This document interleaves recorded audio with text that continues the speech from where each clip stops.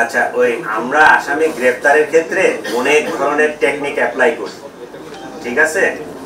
ওই এখানে চিটাগাং এর ওইদিকে কারো বাড়ি আছে?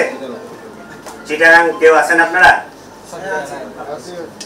এই রাউজান হাটহাজারি সার্কেলের আমি একসময় এএসপি ছিলাম, ঠিক আছে, সার্কেল এএসপি।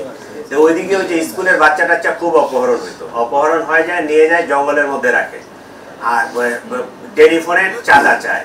তা আমরা করতাম কি, ওই যে টেলিফোনে চাঁদা চাচ্ছে ওকে আইডেন্টিফাই করে ওর বাড়ির ওর বাবা মা অথবা ভাই বোনকে তুলে নিয়ে আসতাম, নিয়ে আসে ওর সাথে নেগোসিয়েশন হইতো যে তুমি ভিকটিমটা ছাড়ো, তারপরে আমরা এটা ছাড়বো।